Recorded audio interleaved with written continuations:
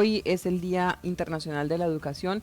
Como lo decíamos, queremos llamar la atención sobre la calidad de educación que estamos teniendo en el país y también en el departamento del Guaviare. Por eso hemos invitado, Arley, a dos expertos en este tema. Ahora vamos a dialogar con ellos, son los licenciados Adán Ovalle, que en estos momentos está como docente en la institución educativa Colegio Santander, y Jorge Humberto Correa, que también pues hace parte del sector educativo aquí en el departamento del Guaviare, siempre y cuando él es el coordinador de la educación contratada a través de la diócesis del departamento del Guaviare en lo que respecta a la etnoeducación. Con ellos vamos a dialogar hoy sobre este tema que es muy importante, sobre el Día Internacional de la Educación. Licenciado Adán Ovalle, muy buenos días y muchas gracias por aceptar esta invitación. Bueno, muchísimas gracias a ustedes por la invitación a participar en este tema tan importante, aclarando primero que yo no soy experto en educación. Yo creo que es la experiencia que nos ha dado el estar aquí habitando en el departamento del Guaviare por más de 31 años en el sector. ¿Pero cuántos años lleva usted en el sector de educación? ¿Cuántos años en el sector de educación? Llevo 31 años, bueno, desde 1992. Ahí está, una experiencia. Llegué aquí al departamento del Guaviare, llegué pensando en quedarme un solo año y ya llevo 31 años. Pues todo ese tiempo ya lo puede acreditar como experto en educación.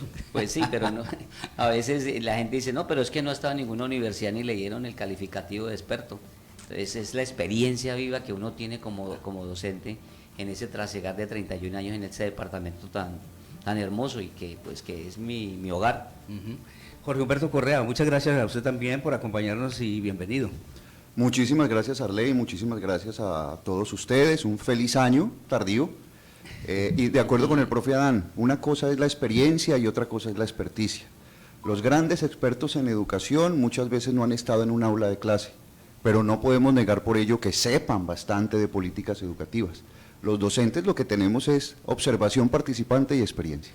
Y esa experiencia es la que queremos, hoy compartir, hablar de esa calidad de educación que tenemos en el departamento.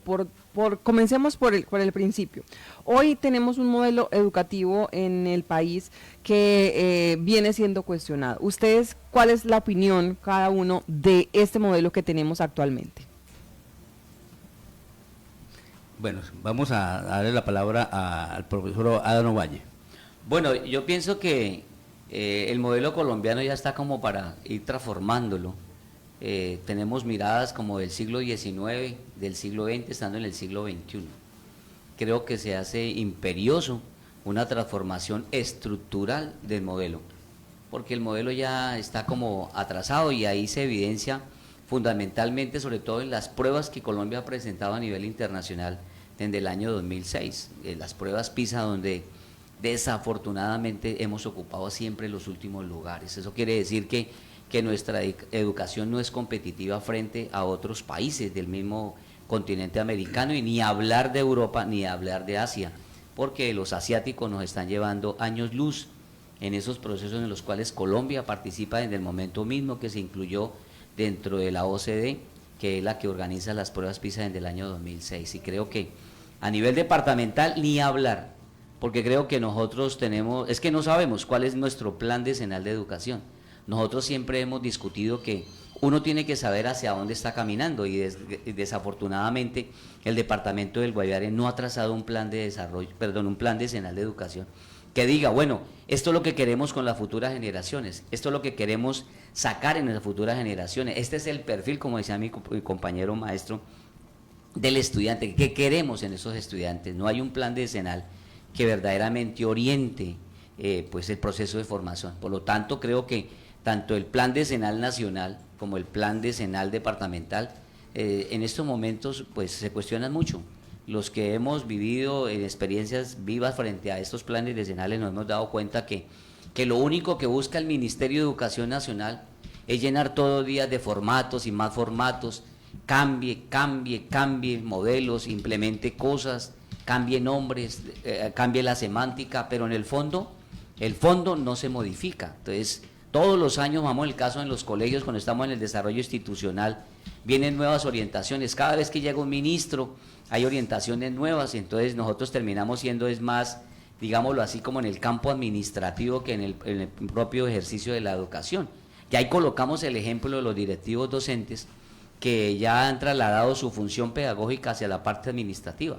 Hoy se la pasan haciendo contratos, digámoslo así, y la parte pedagógica, que es lo trascendental, y es por las mismas exigencias que a veces nos parecen absurdas por parte del Ministerio de Educación Nacional. Y creo que para mejorar la calidad de la educación en Colombia se tiene que hacer una transformación estructural desde el mismo Ministerio de Educación Nacional, planteando planes de educación serios, de acuerdo al contexto, es decir, a las particularidades que tiene cada uno de los departamentos, porque eso es importante tenerlo presente. No es lo mismo creer que la cobertura del departamento de Guaviare se asimila a la de Bogotá, donde anualmente más de 100.000 estudiantes se quedan sin cupo en las instituciones educativas públicas, a un departamento que a veces nos toca esperar hasta febrero, hasta marzo, para que los padres de familia matriculen a sus estudiantes por las condiciones que vive el departamento. Eso tiene que tenerse presente cuando se diseñe un plan decenal, ya sea a nivel nacional y un plan decenal a nivel departamental. Bueno, vamos a escuchar la opinión sobre esta pregunta, Laura, que usted formula inicialmente por parte de Jorge Humberto Correa, que también nos acompaña en la mañana de hoy. Sí es necesaria una transformación, pero yo creo que más allá que hablar de un modelo educativo, tenemos que irnos un poco más a Honduras y pensar nuestra idea de educación. Voy a poner sobre la mesa la razón de ser del día de hoy, 24 de enero, como Día Internacional de la Educación. Resulta que la ONU, por medio de la UNESCO como agencia, quiere resaltar la importancia de los educadores y de la educación para conseguir los objetivos de la Agenda 2030 de desarrollo. ¿Cuáles son esos objetivos fundamentales? Productividad, aumento de la productividad, crecimiento económico y erradicación de la pobreza. Ojo, la idea de la educación está parada sobre una visión de la economía, que en cierta medida castra otras perspectivas del ser humano. Voy a poner el siguiente ejemplo, porque yo creo que hay que repensarse, es el modelo de educación global y occidental en el que estamos. En el Guaviare, en estos 12 años que llevamos recorriendo los ríos y las trochas de las escuelas rurales, colonas e indígenas, ¿qué hemos identificado? Primero, por lo menos tres efectos, los llamamos así, consecuencias de esa visión del mundo, del éxito, de la prosperidad centrado en la economía. Producir, crecer económicamente y erradicar la pobreza. Para ninguno de nosotros es una mentira histórica que el Guaviare fue poblado con ese objetivo, digamos que no de manera colectiva, pero sí individuos y familias llegaron a colonizar el Guaviare para crecer económicamente, para producir y para erradicar su propia pobreza como familia o como individuo. ¿Eso qué ha generado? Primero, devastación ambiental. ¿Qué estamos haciendo en educación? No como modelo, sino como visión de la relación del hombre con su territorio y con los demás, para que esta devastación ambiental, que no es una mentira, recuerden, en noviembre del año pasado el IDEAM sacó los resultados de la deforestación en el Guaviare en el trimestre julio a septiembre, y subió 124% en 2023 con respecto al mismo trimestre de 2024.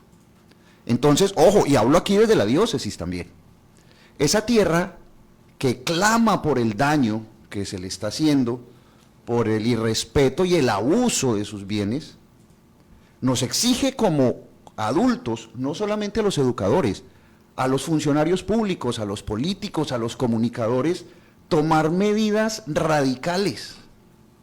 ¿De qué nos sirve tener una huerta escolar como PRAES?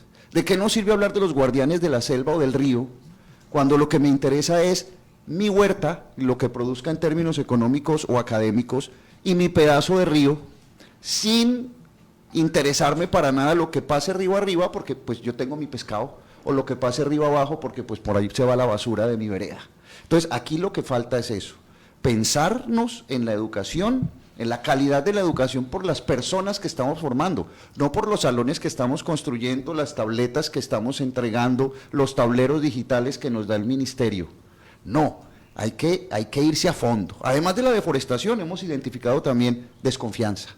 Una economía centrada en el usufructo de la tierra entiende al otro o como un sujeto útil o como un competidor en mi búsqueda de beneficios económicos. ¿Cómo están nuestros currículos? ¿Qué estamos haciendo como sociedad para tener mayor confianza? Porque cuando el otro es o un objeto útil o un competidor, lo que se va a ver erosionado es la confianza entre los seres humanos. ¿Qué estamos haciendo? Vivimos en desconfianza. Es decir, desconfiamos que un muchacho, alumno nuestro, profe, alumno nuestro, compañero de nosotros, en una moto pase un semáforo en rojo y me atropelle, o que haya un accidente como tantos que hemos visto. Eso genera desconfianza. O desconfiamos que un joven, también funcionario público, maneje turbiamente los recursos. Nunca vamos a confiar como seres humanos, y creo que en el Guaviare eso está exacerbado. Y por último, si no hay confianza, no hay autonomía. ¿Cómo hablar de autonomía en un departamento que tiene diversidad de autoridades? Me refiero a lo que pasa en zona rural. ¿Yo qué tengo que hacer en mi vereda? Obedecer, porque si no obedezco, está incluso en riesgo mi vida. Y el que tiene que obedecer, ¿para qué le sirve la educación? ¿Para qué le sirve aprender lo que está aprendiendo si lo que va a hacer es imitar comportamientos aprendidos? Y en la ciudad pues menos, porque también tiene que obedecer. Yo le obedezco al de turno, que es el que me va a dar el puesto en algún lugar para yo poder estar 3 meses o un año satisfaciendo mis necesidades básicas. No sé si me fui muy a fondo, ¿sí? Pero quiero con esto resaltar que más que el modelo educativo, tenemos es que repensarnos el propósito de la educación global, nacional y obviamente acá en el Guaviare, donde tenemos necesidades muy profundas. Sí, y sobre eso justamente va la siguiente pregunta, y es un poco ese modelo de evaluación que tenemos. Siempre lo cuestionamos por las diferentes condiciones que hay en el país, y hay unos estándares, y sin embargo se sigue midiendo la educación con esa misma evaluación. ¿Qué piensan ustedes de ese modelo, o de la forma de evaluar más bien la educación en nuestro país? Bueno, nosotros siempre bueno, del ámbito personal siempre hemos cuestionado que el estudiante haga una actividad, desarrolle un compromiso sencillamente por una nota. A mí me parece que inicialmente el sistema no debería tener notas, sencillamente hay que trabajar procesos que conduzcan a proyectos hacia un final del año. Y eso lo han demostrado países europeos como Finlandia, que ocupó en épocas pasadas los primeros puestos a nivel de las pruebas internacionales. ¿Para qué la nota? Aquí en Colombia hay un modelo que es el Instituto Merani, donde los estudiantes no tienen nota. Entonces uno juega en el periodo es a una nota. Más se aprende o no aprende, y más ahora con las revoluciones tecnológicas, todo lo encontramos en Google, en la enciclopedia, en Wikipedia. Los estudiantes han perdido esa capacidad de crítica, de reflexión. Entonces creo que el decir que usted es mejor porque sacó un punto más, pues no va a denotar que verdaderamente sea competente hacia futuro.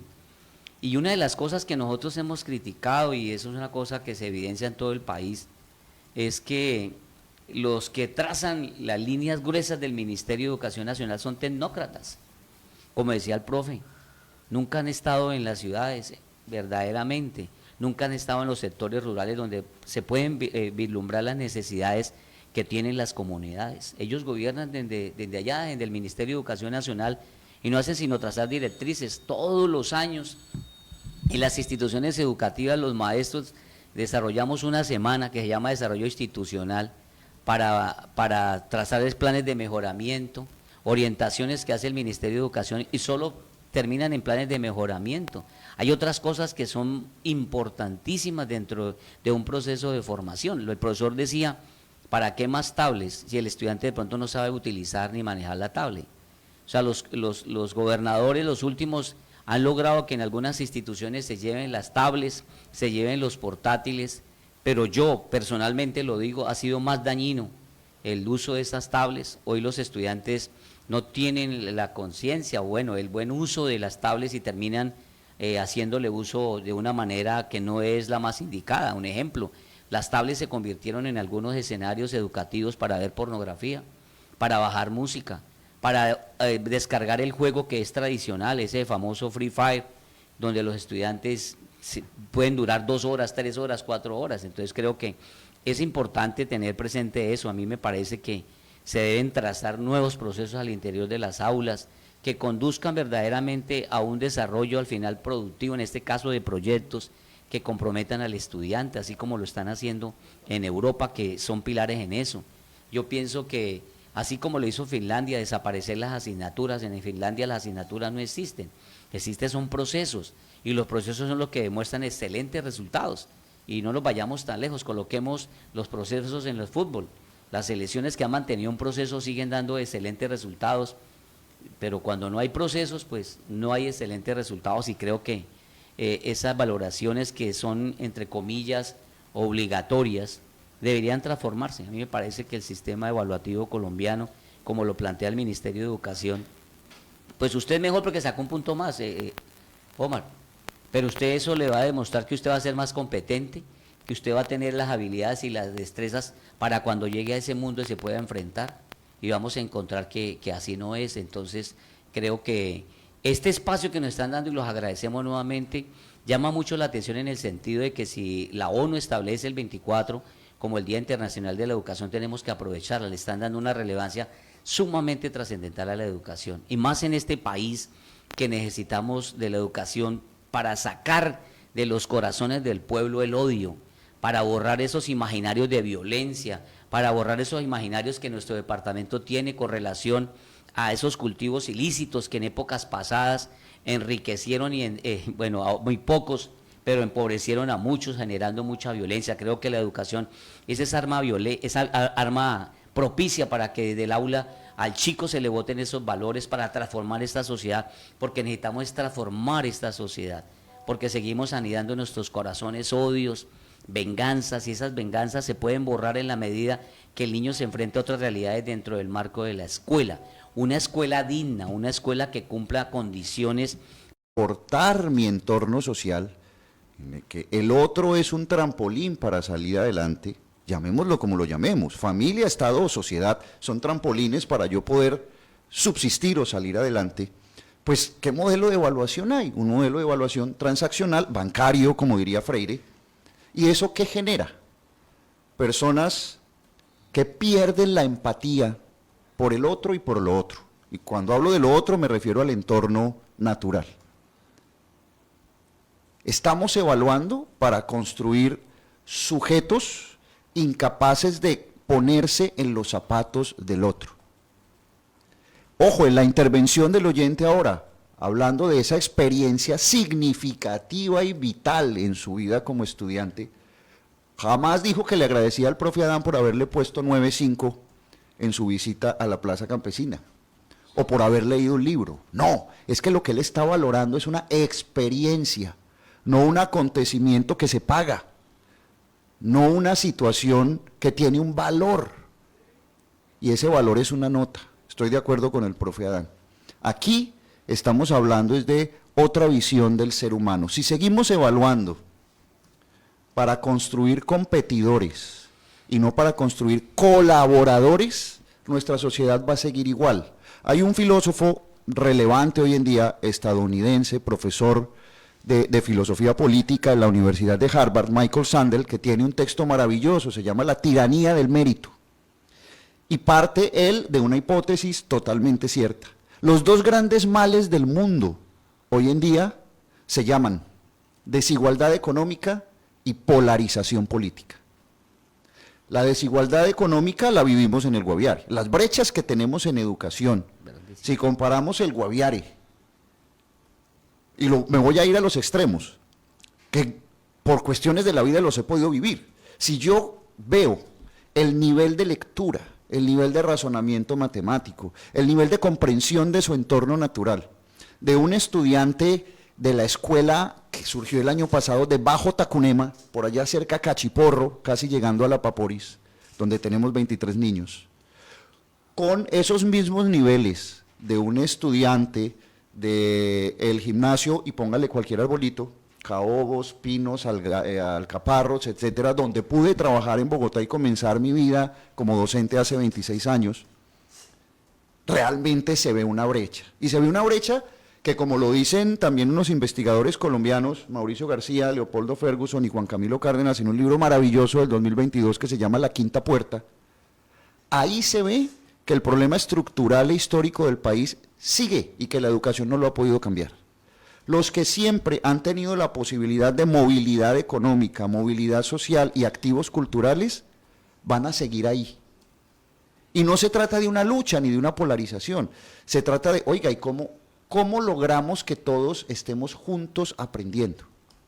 Que ese niño de Bajo Tacunema tenga las mismas oportunidades de aprendizaje que el niño del gimnasio Los Eucaliptos, en Medellín o en Florida Blanca o en Bogotá o en Cali, ¿sí?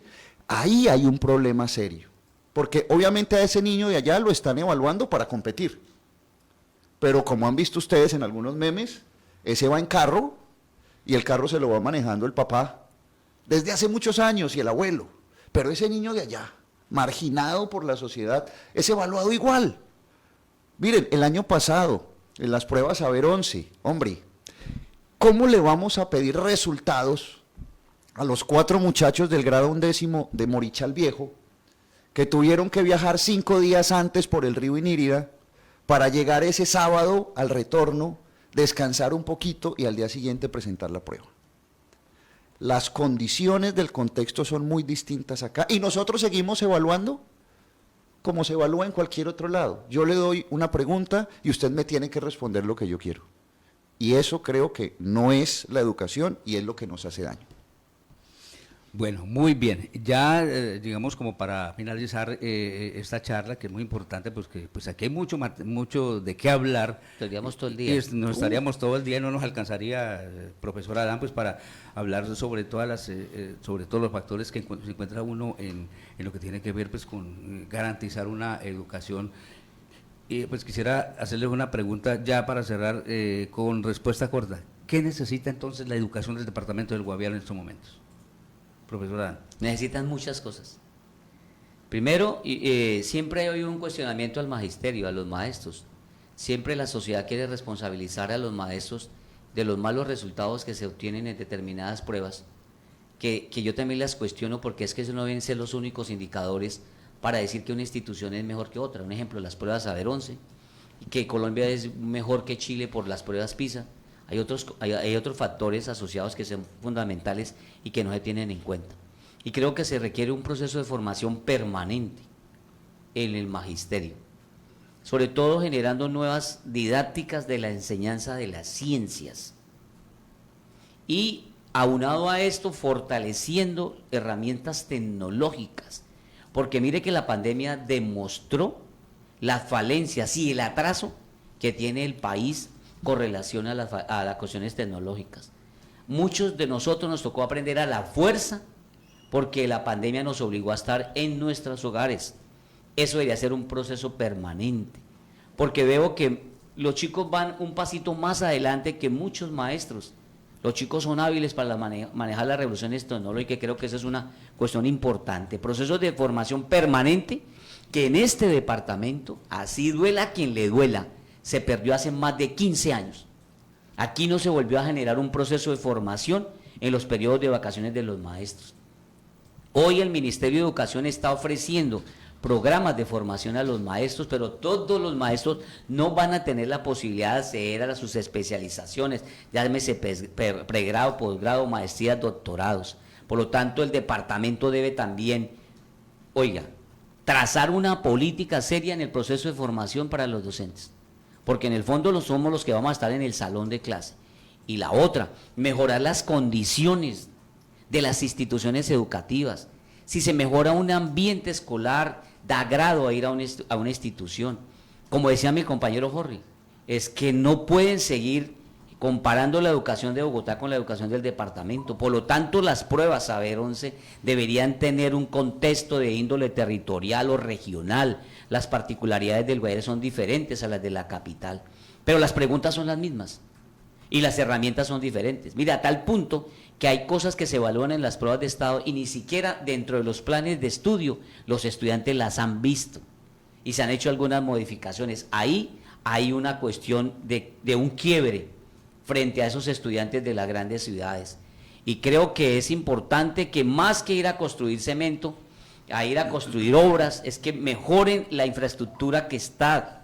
¿Para qué, pregunto, para qué tener, por ejemplo, un ejemplo, 15 internados cuando podemos tener solo 5 internados de alta calidad, donde las condiciones sean dignas para todos los estudiantes?